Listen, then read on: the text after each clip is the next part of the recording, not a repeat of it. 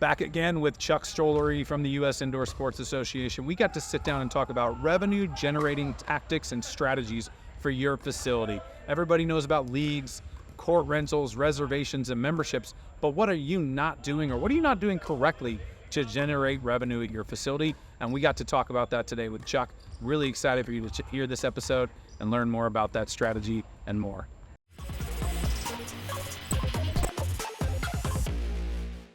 Do you own or manage a facility? Well, you are in the right place. Welcome to the Facility Playbook.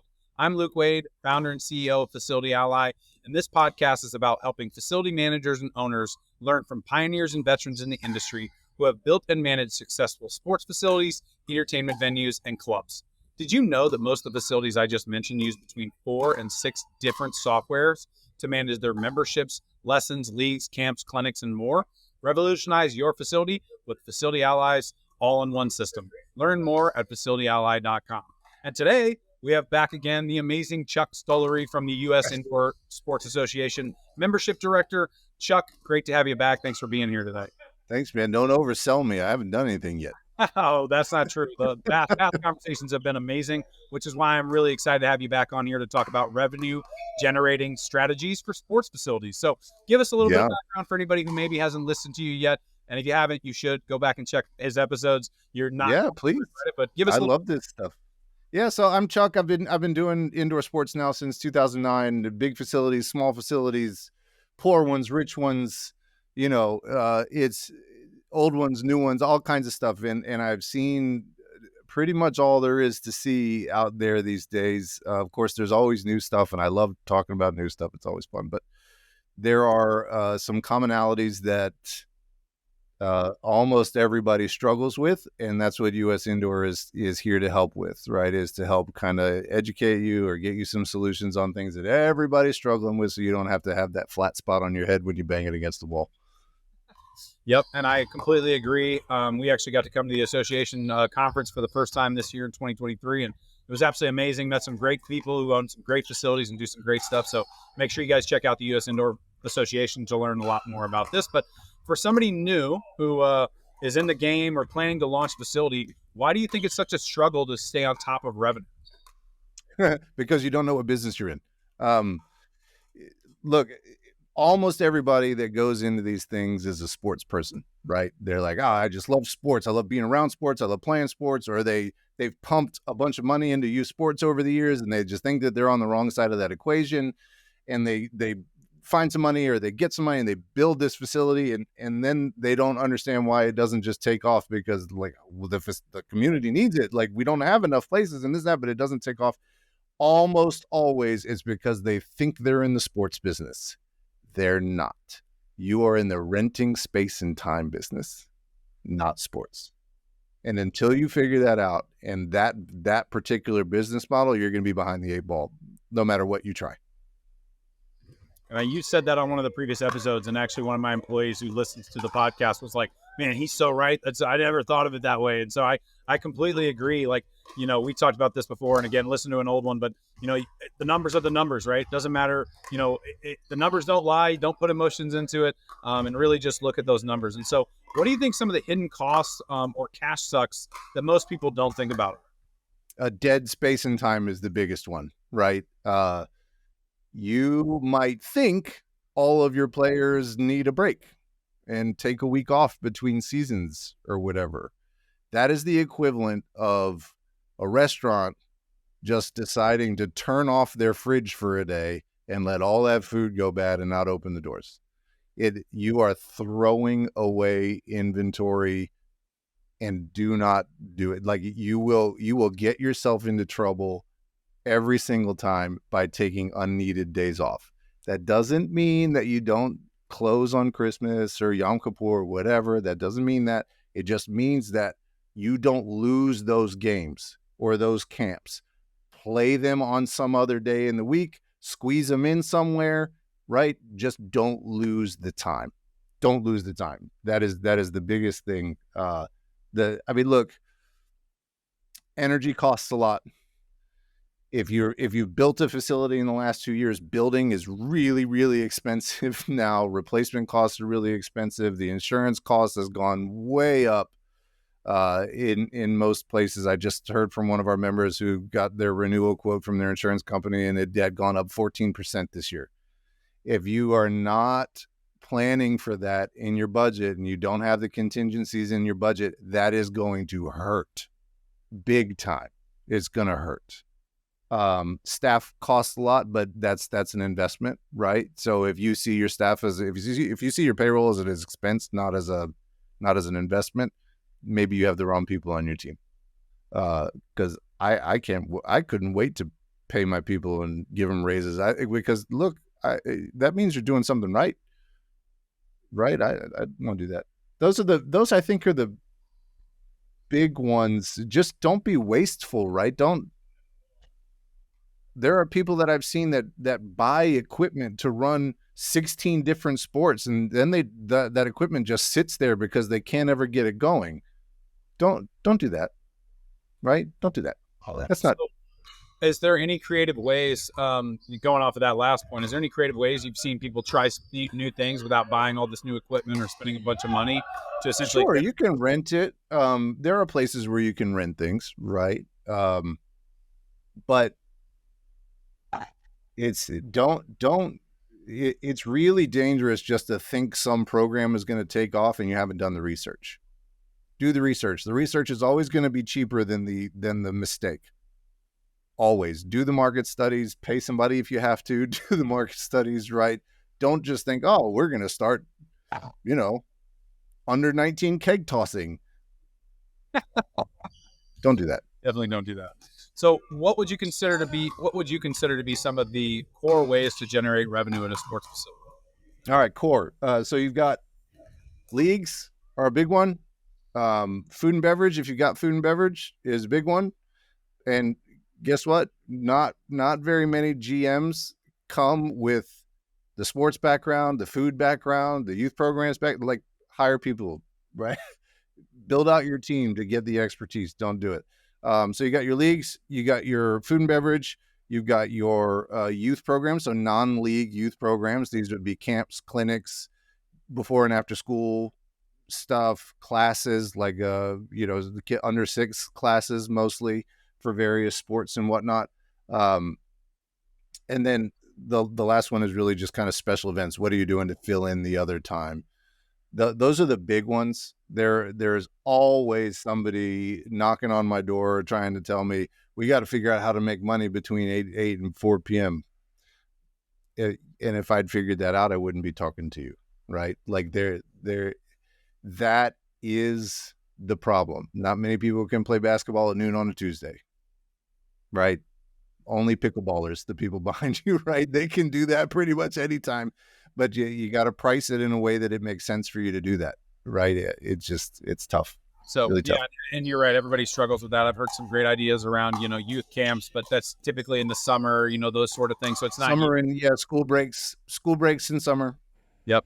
So can you break down, how you make some of those key programs and offerings successful? So like, are there key metrics for leagues and camps and clinics that you use to make sure the revenue is successful? Yeah. So I will say that youth programs, classes, clinics, and whatnot, that is a pretty difficult nut to crack in terms of making it profitable. Almost all the people that are in that game come from the nonprofit sector, right? They either work for the city, they work for the YMCA, whatever. So they might be really, really good at programming, right? If you get a youth programs director, they might be really, really good at putting programs together. They're probably going to need your handheld to make them, or their handheld by you to make them profitable, right? So you have to really do the numbers on those things. The metric for that is number of kids per staff person, right? You don't go over that or you're going to wipe out your profit, right? If you put too many counselors per kid, right? Better to put a couple of kids on the wait list and make your camp profitable than to just accept as many kids as you can and just put too many staff on it. For leagues is about there's only 2 ways to grow leagues, right? Get teams and keep teams. That's it. And you have to do both. So if you're only really good at one of them, you need to get some help on the other because you're not going to grow, right? You're not going to grow. You gotta get the teams right. You gotta get the parity right. You gotta get the collections right. You can't. It's really a bad idea to let them pay all the way through the season, right? Because as soon as they start having a bad time, they just stop showing up, right? And that's bad for everybody. So, so collections rate, how fast you're getting the money from your teams at the beginning of the season is an indicator of how well that season is going to go. Looking at your scores, your standings from the current and previous seasons to make sure you got people in the right place, right? If their goal differential is 2 or 3 times, somebody's not having a good time. Yeah, they're definitely at the wrong skill level. So and I agree with the league side of things. We've run Casey Crew, my other business, essentially how I got into Facility Ally, runs leagues for 15,000 people a year. And we pre-sell everything. We actually get almost all of our money 2 weeks before the league even starts. If not, they're paying more money because they wait later. And then after the league starts, they can't even pay and join the team afterwards. So right. To your point, like I'm able to actually modify things and I'm not even paying. I basically got all my money up front. And now I know like, hey, this league is going to happen. And so anything you do to do that in advance, right? You can plan it better because now 30 kids are sold. Cut your registration off a week before you have to staff it, so you don't have to overstaff it. So on top of, in addition to what you mentioned, the core ways to make money, I completely agree with. Is there anything unique that you've seen or heard? And we talked about one earlier, but anything you've seen or heard that you think is like another way to generate revenue that maybe people aren't thinking about, or like it worked in this one scenario? Yeah. So we'll go back to the working 8 to 4, right? Like trying to find ways to have the facility actually making money from 8 to 4. There are really only 2 ways that I've seen across the country that people are successfully doing that. One is before and after school programs. And please don't try and be the GM of a facility and your before and after school programs. Hire somebody. Please don't do that. Because there's a whole lot of stuff, a whole lot of hoops you got to jump through to make that right, to get that right. So just please don't. The other one is, and it's not new in the industry, it's just kind of new in the U.S. market, is sports academies, where you actually build a school as part of your facility. So you run a private school out of your facility. Obviously, with an established facility that's kind of maximized the square footage you can use, that might not be realistic for you. But if you're considering a build, you might consider building classrooms in. Those same classrooms can double as birthday party rooms on the weekends, right? So do that. And birthday parties really are, speaking of, as a side note, do birthday parties and do them very, very, very, very well and charge a freaking ton for them. Do that. But from 8 to 4, it's really that's the only way I've ever seen reliable full-time income before 4 o'clock Monday through Friday is something revolving schools. It's revolving around schools. And I've had that idea before. In the building that I'm in, they struggle as well, like everyone else does, 8 to 4 p.m. But starting a sports academy is a big, big deal, right? So you got to. It's a big deal. Yeah, it'll pay off, but you got to do it right. You got to, and it's a private school. You're going to charge a lot for tuition, so you got to have good teachers. You got to have good administration. You got to follow all the rules and do everything right. But it can be done, and there are people doing it, and it makes. I know for a fact that there's one facility that we work with that is making more on tuition than they make on all their other programs combined. That's awesome. You can do it. Yeah, I like it. So what are some of the creative sports facilities, what are some of the creative ways that sports facilities are diversifying the revenue? I think we've already kind of talked about those, right? But yeah, I mean, look, if you have the ability to do leagues, youth programs, food and beverage, some tournaments and events here and there, right? If you have those going and you're doing your birthday parties and you're doing your camps and clinics and classes and you still have some extra time to fill, I would venture that you're not doing something right. Like you're not, the quality isn't there, right? If you're not doing youth leagues, adult leagues, right, all the classes and all that stuff, and you're still got big chunks of time to sell, then you can start talking about dog shows and comic book shows and bridal shows and tournaments, and this and that. But those are going to be ancillary. They're going to be one-offs. They're going to be a lot of work to book, a lot of work to execute, and not a whole lot of money at the end of the day.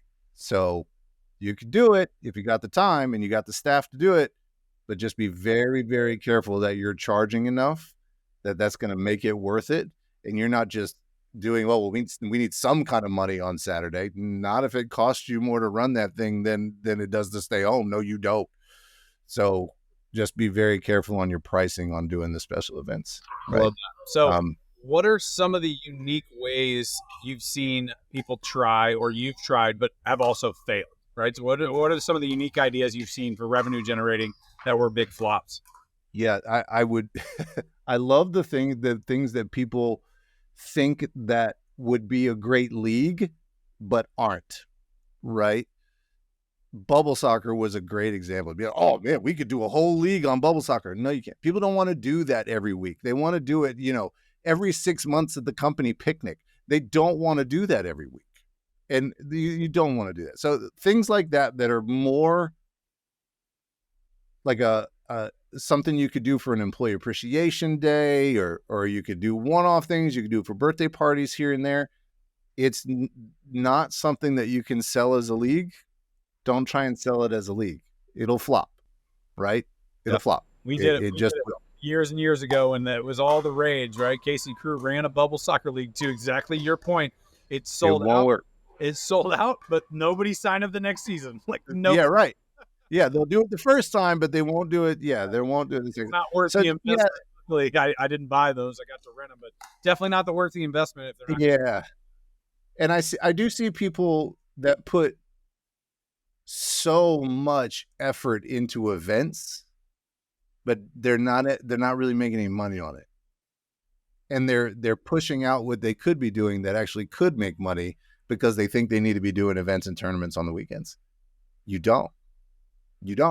You could be running leagues all or doing rentals or doing whatever that's going to make you more money and cost you less to operate than a dog show, right? Now, if you're charging, right, if your break even is $4,000 a day and you can charge them 10, bring the dog show, right? Yeah. No problem. Yep. But if it costs you $4,000 a day and you can only bring in 3, try to do something else. It's just not going to go well. I should say too that you don't have to be something for everybody, right? You don't have to be the rec center, the community rec center, but that's run by Parks and Rec. Do 1 or 2 or 3 things and do them really, really, really, really well, right? And you will fill your facility. If you try to do something for everybody, you're never going to do any of them very well. Yep. Yeah, the riches are in the niches. Niche down, niche down. That's it, man. That's right. Cool. So how important do you think fan engagement and like customer experience are when it comes to generating revenue? So it really depends on what you mean. If you mean keeping your players coming back week after week, that really isn't a gimmick. It's science, right? There's nothing like, okay, it's great that you can record games and they can play them in the bar. Like that's great. But if you guys have studied if you've been doing business at all, you've done Maslow's hierarchy of needs. Everybody's done it. You do it in college, little pyramid about yay big, and you can flash it on the screen if you want to. But if you're not doing the very bottom levels of that and doing it militantly well, and what I mean by that is if you're not impeccably clean all the time, right? If you're not putting money towards being the cleanest you could possibly be within your budget, then you're working against yourself, right? Why would I, if I was a dad, right, and I brought my kid to play in an event or a league at your place, and I couldn't find a place to sit that wasn't covered in soda or dust or something, you think I'm telling my guy friends about this place? I'm not. And I'm not a woman. It would be worse, right? And if the bathrooms are dirty or not stocked, right? if you got glass around your playing surfaces and it's not clean, it's just all smudged, right? If you got nice hard floor back there, if it's not clean and shiny, all of those little checks that by themselves might not be a big deal, but when you add them up, people are just they're making assumptions about your place, and it's going to make you suffer. You will see that in your bottom line, and it is absolutely worth it. Nobody's going to say, "Oh man, that place is too clean. I feel like I can't play there." No, that's not how it goes. Make them comfortable, right? Think about a birthday party. If your facility is filthy and 18 little Johnnies are coming in to play something for a birthday party and it's filthy, all of those parents are remembering is how dirty your facility was. Yep. And you're not booking any more birthday parties out of that group. And if they come for a tournament and it's horrible, there's no way they're thinking about coming for a birthday party and paying that much more money. So it's it's kind of like it regurgitates. Like if you're not, it's all together. Yeah, but it's really is science. It's can they find a trash can? Can they go to the bathroom that's not gross? Can they sit on bleachers that aren't stained and sticky and black? Yep. Right? Does it smell like a locker room when you come in? All of those things. If there's a parking lot lit, are there trip hazards? Are there holes in the wall? Has it not been painted in the last 20 years? Right? Like are the lights not bright enough? I see this all the time now because upgrading your lighting is expensive. It's really expensive. But look, if it's dingy and dim in there, fighting against yourself. Yep. Agree. So what would you say to a facility that's currently struggling to make ends meet? Go to the basics, right? Go to the basics. Really do the math on, am I charging enough? Am I doing the right things? What do I need to stop doing, right? What are the things that are actually costing me money? Like, what do I need to stop doing? But really go to the basics. Usually when I walk into a place that's struggling, the first thing I will tell them is all hands on deck and we're scrubbing because they're almost always filthy. Almost always filthy. We're getting cans of paint. We're scrubbing. We're brightening. We're replacing broken fixtures or painting over boards that have just been slapped up there because they had some kind of failure, right? We're steam cleaning bleachers or pressure washing things. We're doing the floors. Is it a pain and is it very much fun? No, but you want to make a difference and show people that things are turning around here. Step one. Yep. Step one, right? Go back to the basics.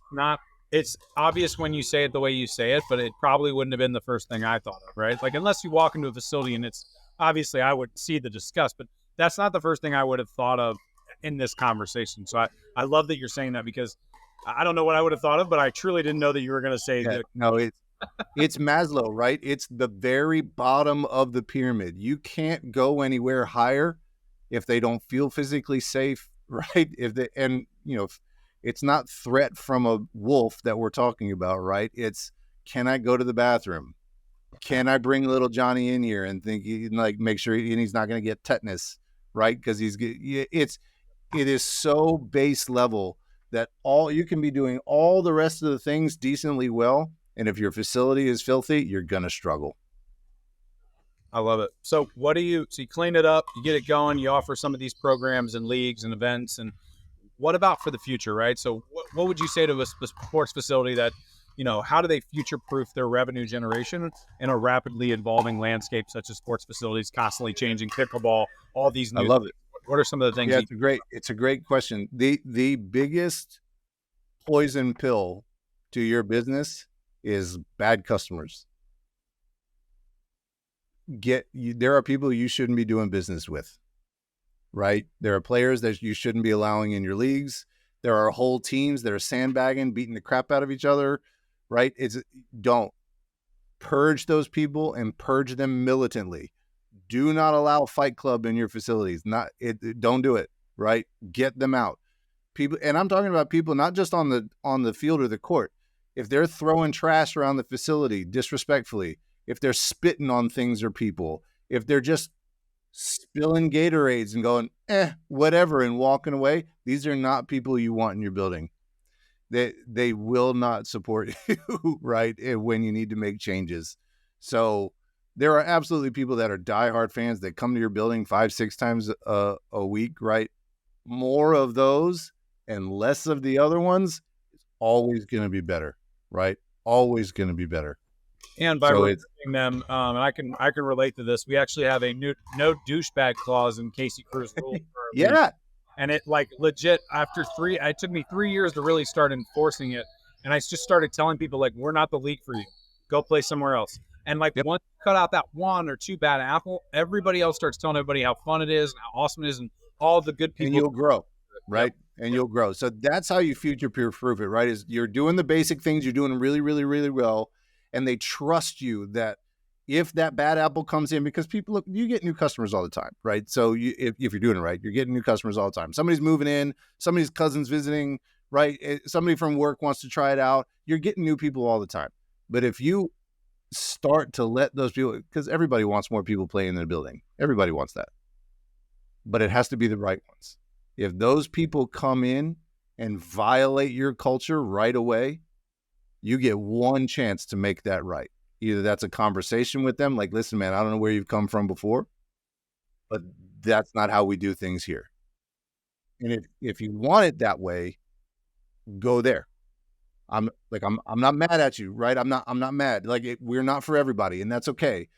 But if you're going to be here, this is what we expect. And if you violate it again, I'm going to ask you to leave because I can't do that to my other players. And you made it sound easy, and it is that easy, but I know for people who haven't done that before, it can seem very, very hard and challenging. But I promise you do that, you're gonna feel better, and you're gonna just see the magnificent change in your facility once you start getting rid of those bad apples. For sure. Difficult conversation, like we talked about, it's one of our other things.